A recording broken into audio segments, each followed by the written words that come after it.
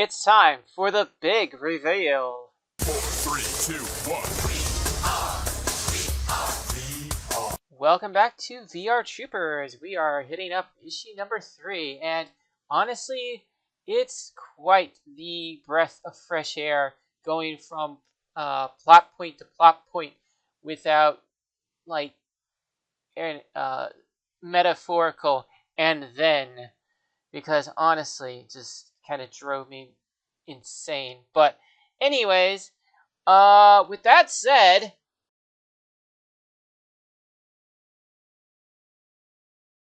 so we start today's story at an unknown amount of time after the second issue, which my best guess is within an hour or two. But this begins with a question from JB.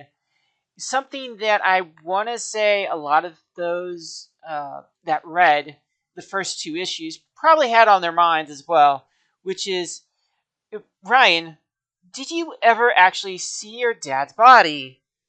And Ryan has to think for a bit because, well, yeah, it's kind of hard to put the words right off the bat. God, I've tried so hard to forget that day.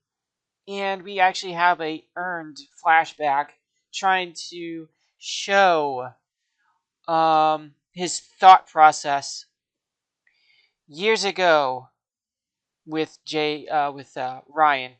Every kid eventually has a day when their parents are late picking them up. You start to panic, even when you tell yourself you're too old to panic. You worry they'll never come, that no one will. But in my case, it was true. At first, the cops thought he'd abandoned me, but I knew Dad would never do that. Not after Mom did it to both of us. Then they checked his lab. There was no body. There was no family after Dad was gone. They never could track down my mother. Professor Hart's family took me in. And that was that. We get a younger look at Professor Hart, one of the other main characters from the old live-action TV show, by the way. I tried to keep going as best I could. When the Altarians told me about the VR Troopers, I thought I'd won the lottery. I thought I was the one who told Zarish about my father's death. The one who asked her to investigate. But the Altarians love their secrets, as he actually pipes up. I'm starting to wonder if choosing me for the troopers was less about me and more about him. My dad was studying the reality barrier. We now have a fugitive from another reality who's related to me. I don't want to believe Dad could threaten to kill innocent people, but as JB interjects, we don't know it's your dad yet. I'm just trying to explore all possibilities. In which Ryan responds with, even if it isn't him, Tyler Steele is somehow at the heart of all this. I can feel it. I saved his old notes, but I'm not smart enough to make sense of them. I need your help, JB. Well, then you've got it. Well, they're gonna deal with that. But at the underneath of Zictor Industries, we have Grimlord, as ugly as ever. I could really use some help right now. Looks like Zictor's goons took my phone before they tossed me in here. Fortunately, they didn't notice this little baby. Step 1. Call for help. No signal required. Message sent. Kidnapped. In Zictor basement. Cloaky McCloakface stole my virtualizer. SOS. Well, okay. And by the way, yes, that's a pager for those who don't know what that is. Step 2. Investigate and infuriate. Oh. Hey, Wrinkles! As Caitlin is yelling out at Ugly McUglo. You really think you can take over Earth, let alone our entire reality? Tell me why I shouldn't die laughing. Your demise will be at a time and place of my choosing, but rest assured, it will come, just as I will conquer this reality. As Caitlin responds with, You may not be afraid of humans, but we're not exactly with you. Bad guys are like wind up toys. Once you get their panties twisted, they'll go, go, go. You put far too much faith in your shiny blue overlords. The Altarians are focused on their spatial borders. They've done nothing to safeguard this reality. And they barely comprehend the danger at their door. Nearly every human on Earth has a virtual reality set made by Zictor Industries. They shop, they work, they play in my pretty world of illusions. Never once realizing that each visor gives me a back door into their minds. Through my headsets, I can graft the code of my own minions over the pathetic humans wearing them. Every customer is a soldier in my army waiting to be activated.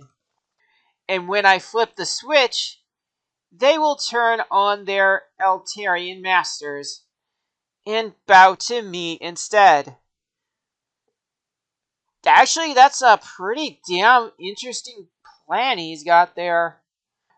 Big talk. A lot of people have thought they were stronger than the Altarians. A lot of them were wrong. If you could really take over Earth, why not do it already? In which he replies with, I'm no fool. The visors will only be the first wave of my attack. My minions have finally discovered a way to breach the reality barrier fully. And the ability to bring matter from one reality to another, not altering, not controlling, but transferring true matter across the barrier, will make my power complete. Ha! That's your big secret? The VR troopers already transfer our armor and weapons from a pocket reality. It won't be any trouble for the Altarians to lock on to your reality instead. Well, are you so sure? Haven't you ever asked yourself why there are only 3 of you? Why the Altarians haven't made hundreds of troopers to do their bidding? Trust a man who sells illusions for a living, Miss Star. Sometimes the illusion of power is enough to make people think you have it. As we go back to JB and JB and Ryan. Whoops, slip of the tongue. Reading someone else's scientific notes is a bit of an art form. There's the raw information, sure, but once you absorb it, you start to see the person behind it as well, like dancing. Well, you can't dance. Fine then. Chess. At a certain point, you see past the basic steps and start having a conversation. And Tyler Steele was a really funny guy. As we kind of get a flashback, but it's more so a visualization of what he's saying. He and Professor Hart were obviously close. Their notes are all over each other's, and Tyler kept a running commentary. But this wasn't a joke to him, as they actually show both Tyler and Kevin. And as far as I can tell, he looks pretty damn spot on to how he did in the live action show. So that's awesome. There are pages and pages of rethinking, re-breaking ideas. Everything carefully documented, everything triple checked. There are notes in a dozen languages. Names I recognize. Most of them paid for with IOUs, but it doesn't diminish their work. As Ryan speaks up, gotta admire the old man's hustle. Well, Ryan, I'm not a quantum physicist, but your dad and Professor Hart didn't just throw something together. They were desperate to prove that humans could do something Eltarians couldn't. They tested these theories every way they knew how. Are you saying you think it might have worked? Well, yeah, actually, and it wasn't the only thing that he was working on. There are dozens of files here that he put a one-time passcode on. I've never seen anyone use a one-shot code. I can try to open them, but if we get it wrong, it erases the file. As he just straight up says, yeah, it's Amy. Amy. My mom's name. You sure you want to try it? The Altarians might be able to. No. No Altarians. Just do it. As he puts in the password. Let's hope it's not case sensitive. As they get surprised by the sheer fact it was a one shot that actually did it. JB, you did it. No, he did. Your dad. As JB is taking a look over the files. What did he do? Your dad and Professor Hark. I think they made the VR troopers. Well, we've got to call Kaitlin.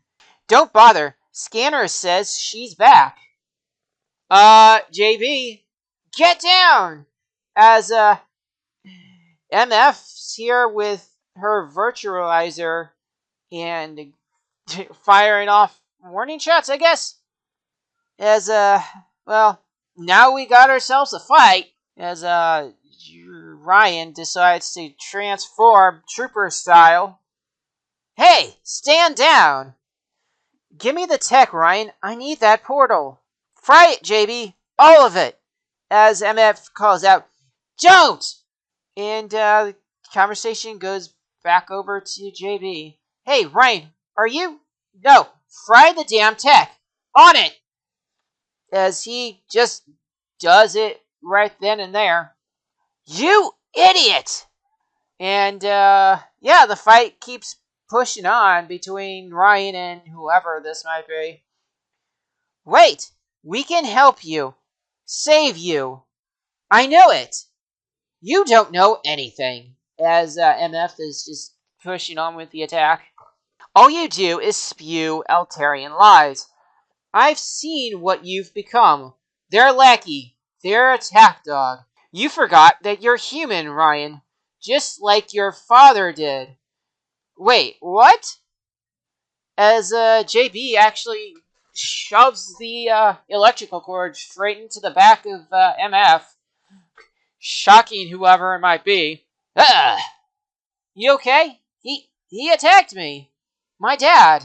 He could be hypnotized, mind controlled. We don't know what's going on yet.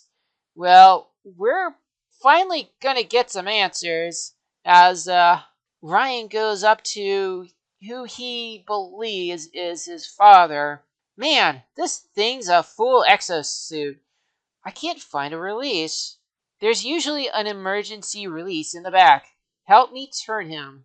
As they turn this person over on the other side. Ryan, you sure you want to do this? As he's taking a hot second to look or something. Hell yeah.